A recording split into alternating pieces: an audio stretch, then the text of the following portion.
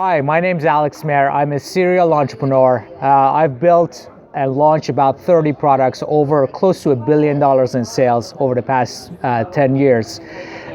So I learned a lot during, by launching all those products. And Chris asked me a question, and he asked me if, one thing that everybody hears from others is, build a business around your passion. And I've launched quite a few businesses by now, and one thing that I've learned is that that's actually most of the time bad advice, and here's why.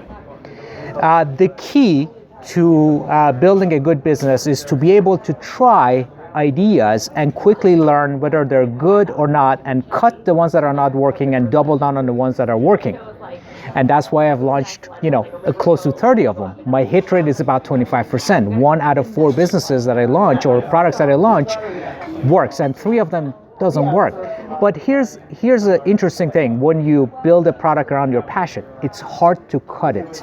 So even though, let's say you have a passion, you build a business around it, you launch it, and you spend hopefully as little money as possible, but you put some money into it to launch it, and the numbers traction shows that nobody wants your product.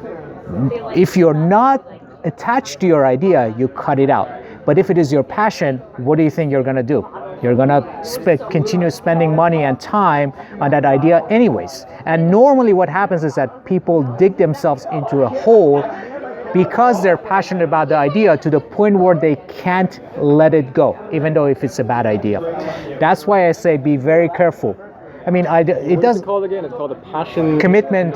So there's a cognitive bias called commitment consistency bias, and this is what happens when you're passionate about something. When you're passionate about something, it means that you have spent a lot of time thinking about it. So, and then you launch a business around it. That is even worse, because now you've not only spent the time, around your passion, but it's now also your business. So you keep, spending time and money on it.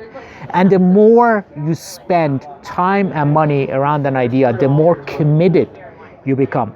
And that's called commitment consistency bias, meaning when you're too committed to something, you don't cut your losses.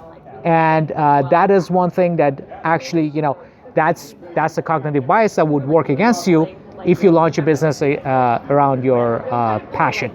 That's why I say be very careful. Doesn't mean that you shouldn't try it, but one way to think about it is that starting a business around your passion is just like trying crack cocaine. So you might get addicted to it and it might destroy your life. So be careful. And that's it. Thank you.